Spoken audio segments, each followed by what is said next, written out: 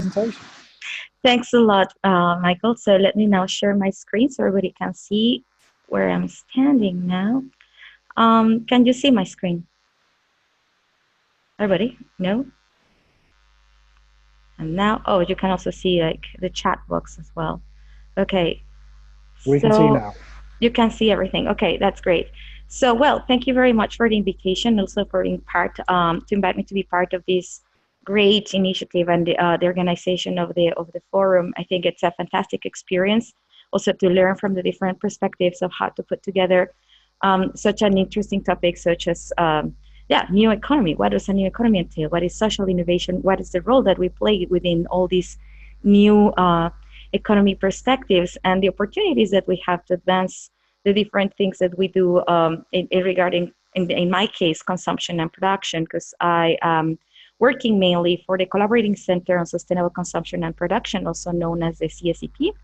And I am also here on behalf of the Sustainable Consumption Action Research Initiative, that is SCORAI.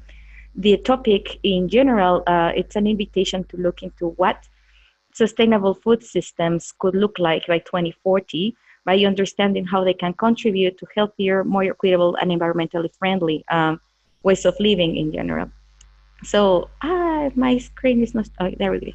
So this is a very short presentation. I will dash through some topics so we can really go into the discussion. But I would like to first introduce the two organizations I'm here on behalf of.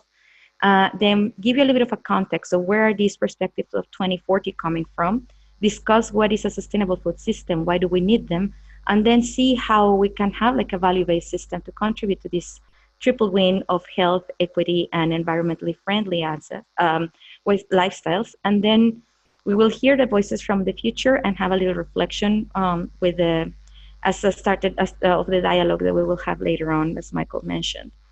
So first of everything, the CSCP, as I mentioned earlier, is what is Think and Do Tank. So we not only do research, but we also help in the development and implementation of projects on the different aspects related to the field of sustainable consumption and production.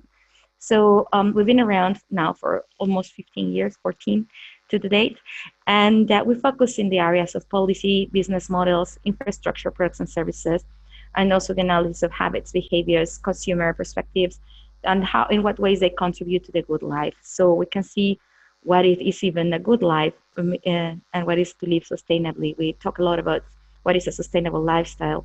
And in the other organization I'm here on behalf of is SCORAI, which it's a knowledge network. So in here, I believe that actually some of you are members of SCORAI as well. And you know that it's about exchanging all these ideas and possibilities, research, and also activities that can help to foster transitions from today's society into a less consumer-oriented society, into something that it's, perhaps living this new economy. So with these two organizations in the back, oh my gosh, why is it not moving? Hold on. Okay. The context of these perspectives from the future are coming from this Horizon 2020 project. This is a project funded by the European Union, and it's being developed in collaboration with all the organizations that you see here on the bottom right of your screen. And it is called the Inherit Project. So it's intersectoral health that we are aiming at finding patterns of lifestyles and behaviors that can be changed across different societies, in this case, different countries in Europe, to achieve the triple win, what we call healthier, more equitable, and more environmentally friendly lifestyles. So the work of Inherit focuses on green space, energy efficient housing, active mobility, and consuming. Consuming could be mainly is oriented on food, and that's how you're going to see that I'm going to move into the food systems. I'm just providing you the context. And what we see that is a triple win, that is to live, to be healthy, to have social equity, environmental and health equity as well, and also, of course, live in harmony with the environment. So if we were going to look at how our lives would look like in 2040 once the SDGs have been achieved, this is what we will be, this is pretty much what the Inherit Project has been working on, and what I am using to present today. So if you have any question or comment, please just let me know later on when we have a Q&A, and of course I will give you my email address, and you can learn more about the project, because Now, I'm going to skip a little bit the idea of, well, I wanted to ask you, what do you understand as sustainable food system? Here I already give you the definition. We can see that it's a system that in many ways lives up to the definition of sustainable development, that it is that today we can satisfy our security, our nutrition needs, and so on, without compromising the well-being of future generations, for them to be able to also generate their food security and to be properly nourished in the future. So why do we need them? I think I put out some of the most pressing trends that are out there that are raising awareness of how our food systems today are actually not very sustainable and could represent a problem in the future, because of course we will have larger number of people living on the planet. And if we consider that even today, 1 out of 3 people are suffering from malnutrition, and then we have like 794 million people that go hungry to bed every day, we have to think about it. Like, how could this be possible considering the amount of food that is being produced in there? Also, because we see the other side of the scale, that we have that 1.9 billion people are overeating every day, and that of these 1.9 billion, 600 million of them are already obese, which is a huge threat to health as well. So you see, if you think about, okay, we have this issue with food, how we're going to get enough food, we also have to see what is going to happen, for example, with the way that we live, how we live, where we live. And we see this trend of increasing urbanization. We see that by the year 2050, it's expected that at least 66% of the population will live in cities. So what does that mean for our food? Where is it going to come from? If like half of the people is living in the city, who is going to be on the countryside? Where is it going to be? How is the food going to be distributed? Who will grow it? How it will be grown? So these are some things that we have to keep in mind today to make sure that by 2050, we won't be facing food scarcity, or even worse, that people will be dying of hunger. And then we also have the challenge today that how our cultural practices are really doing a big harm into the biodiversity of the planet. We see that a huge proportion of biodiversity loss is related to agricultural practices. And the most shocking thing about this is that today our food is really not very diverse. It's like 75% of our food comes only from 12 types of plants, of grains, like rice, corn, and wheat, and 5 animal species only. Among them, of course, the top ones are like chicken, pork, and cattle. So that makes us think a lot, like, okay, having this beautiful biodiverse planet, how can we actually improve our food systems in a way that we can keep the biodiversity going as well, and also not be shooting to our toes when it comes to our nutrition itself. So this is reflecting what I was just saying about the how our nutrition and our diets are also being affected by our lifestyles, and why it's important to consider these factors when we want to think about food systems. What are the environmental things that have a relation in our diets? How are we behaving? What kind of socioeconomic frameworks do we have to deal when we have to access to food? Is it something that we can approach, for example, talking with our neighbors, or is it something on a larger scale? And I always like to ask this question. You see this mapping here about the diet patterns. I don't know if you can see it. Let me move. You guys can see where the speakers are. Hold on. Okay, this one. You can see here which countries are the ones that have the healthiest diets in the world. And when you look at this map, and who nations that are absolutely green are, normally people have a difficulty like really pinning on the map which nations are these. These are actually Chad, Mali, and Sierra Leone, the countries that normally you won't see on the top of the list if it's not because of let's say, not very economically developed nations. But when it comes to the diets, one of the things that it's very important to notice is that the market is a focal point of the society.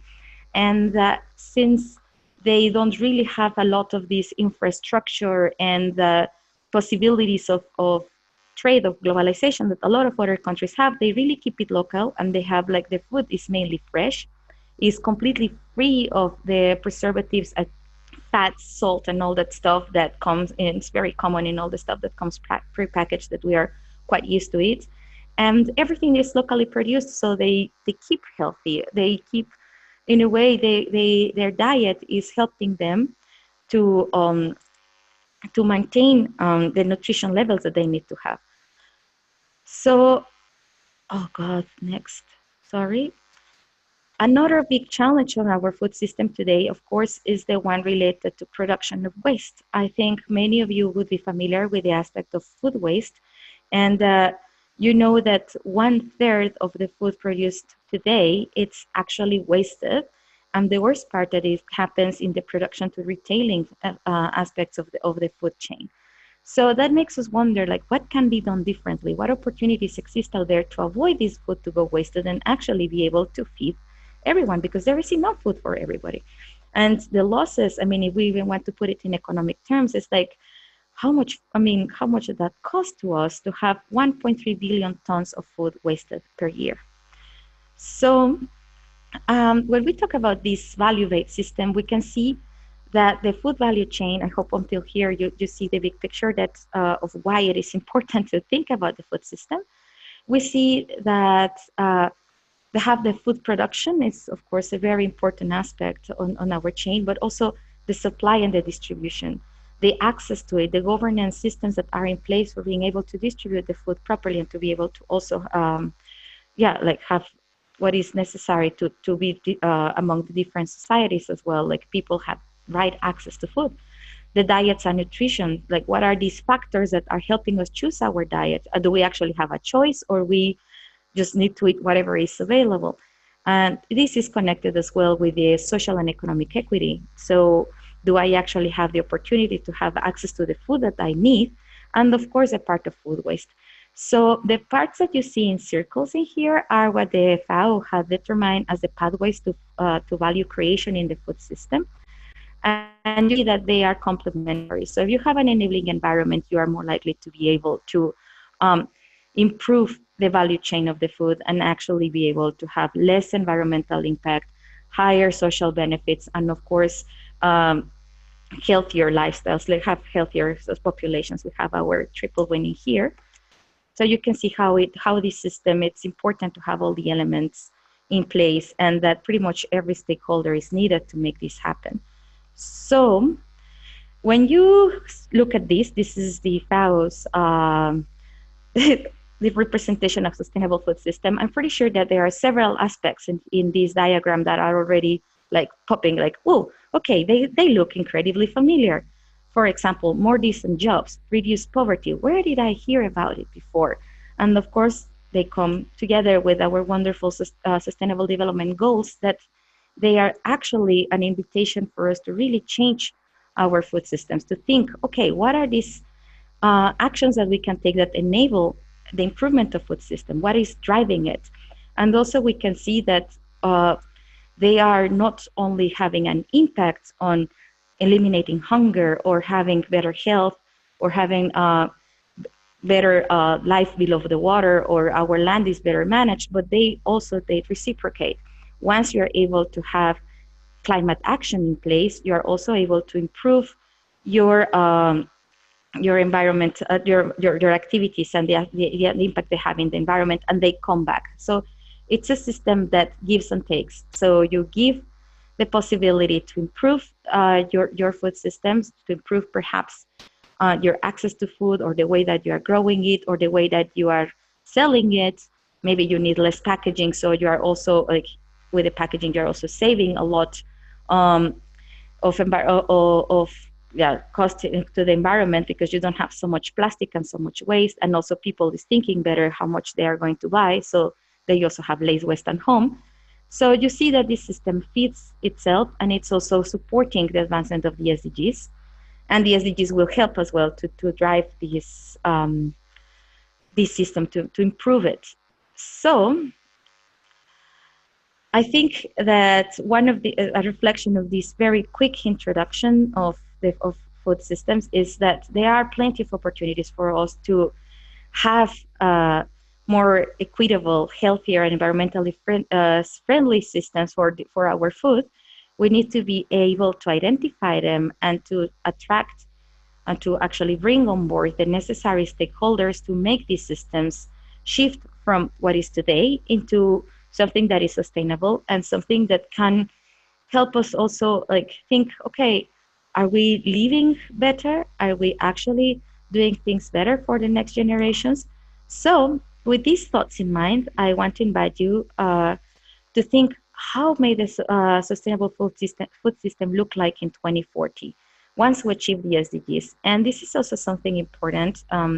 The reflections from the future that we are going to see the citizens of 2040, they are all providing us with different scenarios of a positive future.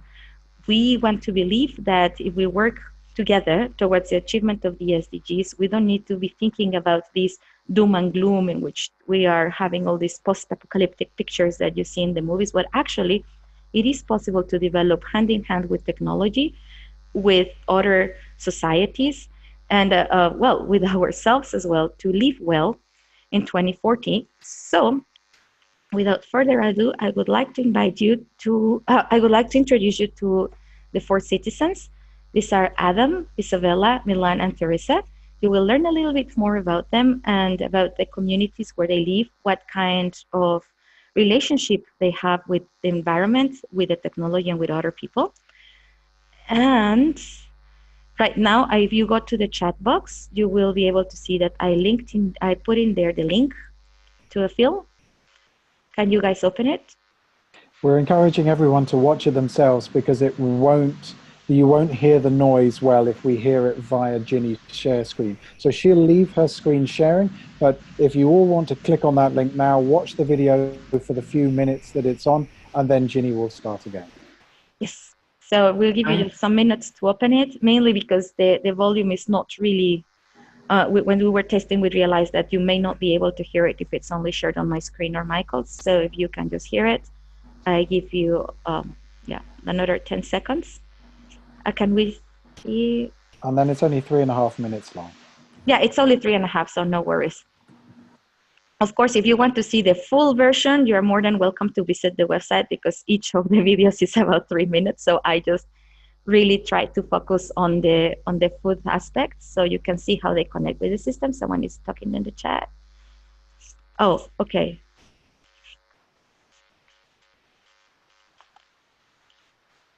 So let's just get the video started. There.